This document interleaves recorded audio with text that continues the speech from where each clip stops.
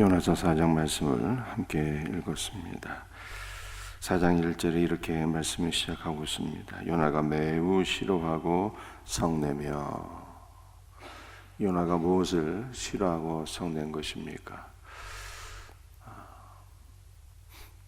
요나가 니느웨로 가서 심판의 말씀을 선포했는데 그 말씀 가운데 니느웨의 모든 백성들이 회개하며 금식하며 하나님께로 돌아와서 구원을 받는 것을 보고 요나가 이것을 몹시 싫어하며 성냈다라고 성경이 말씀하고 있습니다. 그러므로 니느웨 성의 구원은 누구의 역사인 것입니까? 하나님의 역사인 것이죠. 구원은 하나님께서 행하시는 일이에요. 요나는 니느웨로 가기를 원치도 아니하였고 그래서 다시스로 도망한 것 아니겠습니까? 그러나 하나님께서 큰 풍랑을 예비하셨고 물고기도 예비하셨고 물고기 뱃속에서 요나가 그리스도와 연합되는 참 회개를 경험하여서 선지자가 되었고 그가 니느웨로 와서 말씀을 선포하게 되었으니 이 모든 것이 어찌 하나님의 역사가 아니겠습니까? 여러분들, 우리가 선교의 역사를 이렇게 보게 되면 조선 땅이 복음화된 것은 전적인 하나님의 역사였던 거예요. 서양의 교회가 아시아를 바라보게 될 때 조선이 있다는 것은 알지도 못했습니다. 아시아에는 오직 세 나라만 인지된 것이었죠. 중국, 인도, 일본. 아시아는 세 나라만 알려진 거예요. 조선이 어디에 있는지, 어느 곳에 있는지 선교사들은 알지도 못했어요. 대부분의 선교사들이 중국, 일본, 인도로만 갔을 뿐입니다. 그런데 하나님께서 선교사들의 발걸음을 나중에 바꿔주셨어요.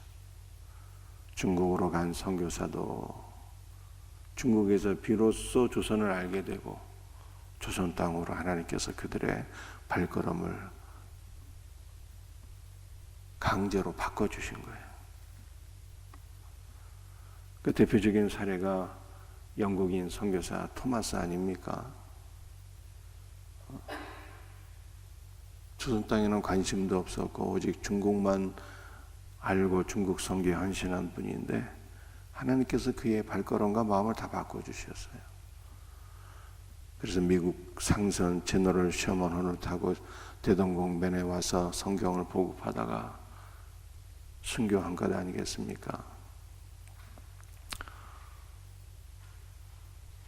그런데 선교사들이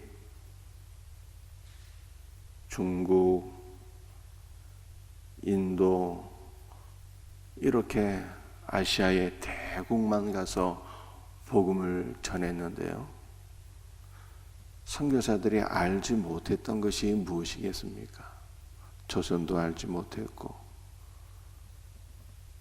조선인들도 알지 못했지만 그들이 또 알지 못한 것은요.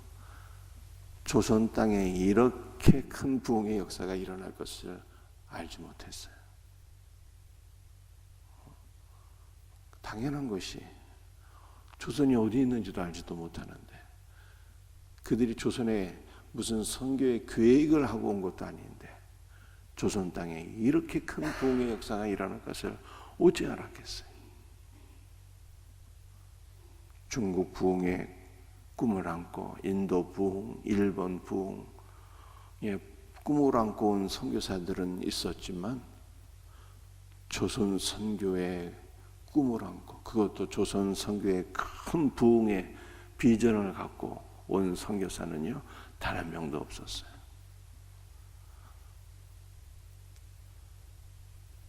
그런데 이게 웬일입니까? 조선 땅에 성령의 역사가 일어나고 조선 땅에 복음이 증거되어서 한 세기도 되지 않았어요. 1000만 성도가 되었잖아요. 1000만 성도.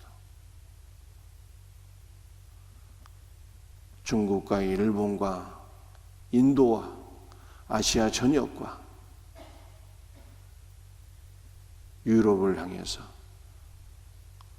아프리카 대륙을 향해서, 북미 중남미를 향해서 선교사를 파송하는 선교 대국이 되었어요. 이것은 그 누구가 계획한 일도 아니었어요. 누가 계획하셨을까요? 하나님이 계획하신 거예요. 하나님이. 그러니까 하나님께서 이루신 선교인 거죠. 그래서 복음의 전파, 구원의 역사는요, 하나님의 단독 사역이야. 단독 사역. 히브리에서 주 예수 그리스도는 어떤 분으로 묘사하고 있습니까? 구원의 창시자라고 하잖아요. 구원의 창시자. 구원의 단독 저자라는 뜻이야. 구원의 단독 저자. 구원의 단독 저자 되시는 그리스도의 역사를 우리는 요나서에서 보게 되고요. 우리 조선 선교를 통해서, 한국의 복음화를 통해서 구원의 단독 저자가 되시는 하나님의 역사를 우리는 보게 되는 것입니다. 여러분들 만약에 니느웨를 요나가 선교했다면요, 어찌 싫어하고 성낼 수가 있겠습니까? 야, 역시 나라니까. 내가 아니면 누가 이 위대한 역사를 이루겠어? 뽐내고 과시하고 자랑하고 막 그러지 않았겠어요? 그런데 요나의 사역이 아니었어요. 하나님의 사역인데 하나님의 위대한 역사를 요나가 싫어하고 불평했으니 너무나도 안타까운 일이었죠. 그래서 하나님께서 요나를 또다시 한번 훈련시킵니다.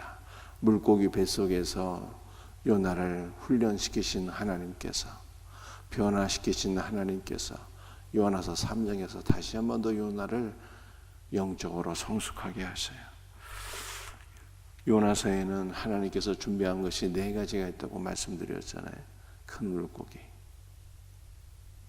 그 다음에 박넝쿨, 벌레, 뜨거운 동풍, 4가지를 하나님께서 예비하셨어요.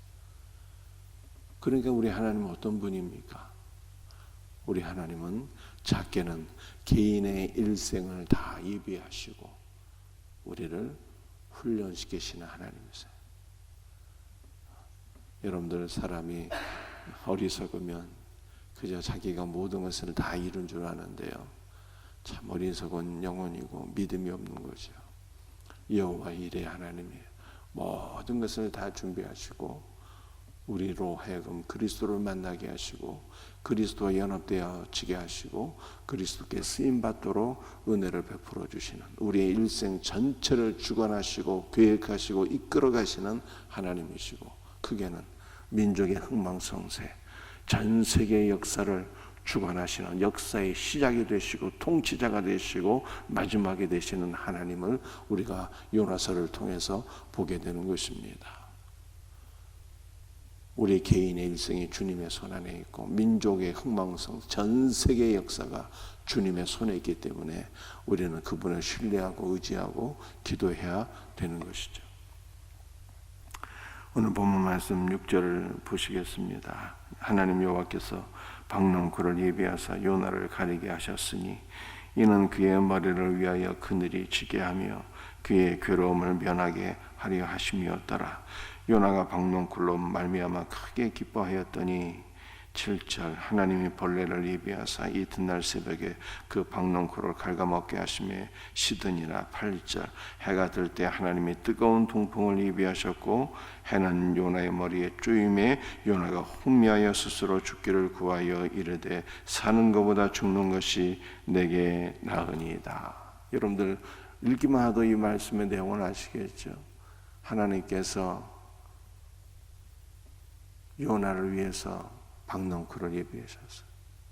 요나가 산 위에 올라가서 니느웨 성이 앞으로 어떻게 될까 이렇게 보고 있는데 너무 더우니까 엉성하게 이 초막을 지은 거예요. 초막 안에 들어가서 니네의 성을 바라보는데 너무 뜨거우니까 그럼에도 불구하고 하나님께서 박넝쿨로 초막을 가르게 하시니까 요나가 참 시원해서 좋았죠. 그런데 그 이튿날 박넝쿨이 벌레에 의해서 씹힘을 당하게 돼요. 벌레가 박넝쿨을 다 씹어 먹었어요. 요나가 막 뜨거운 동풍이 부니까 너무 살 수가 없어서 하나님, 사는 것이 죽는 것보다 못하네요. 차라리 죽었으면 좋겠습니다. 이렇게 기도하는 거예요. 하나님께서 여러분들 박넝쿨을 예비하시고 벌레를 예비하시고 그 박넝쿨이 다 시들게 하신 이유가 뭘까? 그 이유가 무엇이겠어요? 첫째로는 요나가 초막에 앉아서 니느웨를 바라보는 너무 뜨거우니까 요나를 위해서 하나님께서 박넝쿨을 준비해 주셨겠죠. 그러나 진짜 하나님께서 박넝쿨을 예비하신 이유가 무엇이겠습니까? 하룻밤에 놨다가 하룻밤에 시드는 이 박넝쿨도 얼마나 소중한 존재인가를 하나님께서 깨닫게 하신 거예요. 야, 하룻밤에 놨다가 하룻밤에 없어지는 박넝쿨도 이렇게 고맙구나, 이렇게 소중한 것이구나 요나가 깨닫게 되었어요. 그런데 하나님께서 진짜로 박넝쿨을 예비하신 이유가 무엇일까요? 그것은 하나님의 마음을 알도록 하기 위함이었어요. 요나는 하룻밤에 놨다가 하룻밤에 없어지는 박넝쿨도 아끼고 박넝쿨의 소중함을 깨닫게 되었는데 하나님께서 그때 말씀하시죠. 요나야, 하룻밤에 놨다가 하룻밤에 없어지는 박넝쿨도 내가 이렇게 아꼈거든. 니느웨 성에는 좌우를 분별하지 못하는 자가 12만 명이나 되니 내가 어찌 아끼지 아니하겠느냐 하면서 한 영혼을 사랑하시는 하나님의 마음을 알게 하시잖아요. 그러니까 하나님께서는 요나에게 하나님의 마음을 알도록, 하나님의 마음을 품을 수 있도록, 참 선지자가 되도록 박넝쿨을 예비하셨다. 성경이 이렇게 말씀하고 있는 거예요. 사랑하는 성도들이요, 하나님의 관점은요 오직 한 영혼에게 있는 거예요. 하나님의 관점은 오직 저와 여러분이 영적으로 철들기를 바라시고 그리스도의 마음을 갖기를 원하시고 한 영혼을 사랑하여 복음을 증거하는 참 전도자가 되기를 바라시고 이것을 위하여 모든 것을 예비하시는 하나님이시라 이렇게 말씀하고 있어요. 그러므로 오늘 새벽에 우리가 무엇을 위해서 기도해야 되겠습니까? 독생자를 내어주신 아버지의 마음을 우리가 품게 하소서. 십자가에서 자신의 모든 것을 내어주신 그리스도의 마음을 품고 한 영혼을 위해서 기도하고 복음을 증거하고 사랑으로 섬기는 참 주의 종이 되게 하소서. 이 말씀으로 기도하고 이렇게 하나님 앞에 쓰임받는 복된 은혜가 우리 모두에게 있기를 주 예수의 이름으로 축복합니다. 이 성에는 좌우를 분별하지 못하는 12만 명이 있다. 이렇게 말씀하고 있어요. 12만 명.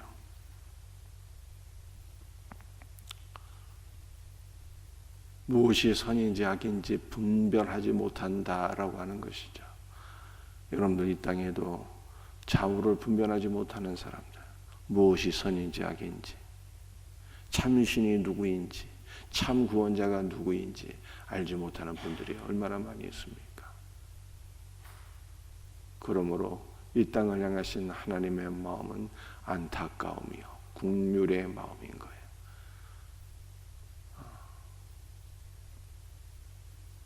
신자가 품어야 될 마음은 무엇이겠습니까? 그저 내가 예수 믿고 구원받았으니 나는 살았다.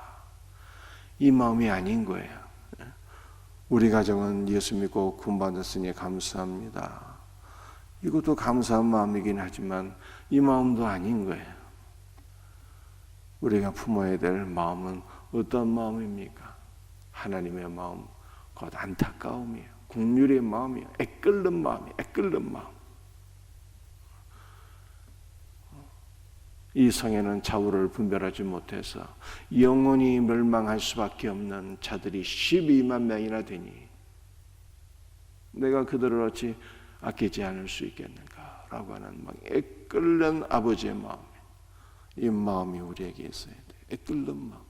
주여, 이제 그 주님 다시 오실 터인데 참 신이 누구인지 참 구원자가 누구인지 모르는 자들이 이 수원 땅에 대한민국에 이토록 많이 있는데 어찌하면 좋겠습니까? 통탄하며 가슴을 치며 애끓는 마음으로 기도하며 복음을 선포하는 참 전도자의 마음, 참 주님의 마음, 이 마음이 우리에게 있어야 되겠다는 거예요. 이 마음이 있으면 다 되는 거예요. 다 되는 거예요. 돈이 없어서 전도가 안 되겠습니까? 고난과 박해가 많아서 전도가 안 되겠습니까? 무슨 전도의 방해물이 많아서 전도가 안 되겠습니까? 그렇지 않아요. 애끓는 주님의 마음, 안타까운 주님의 마음,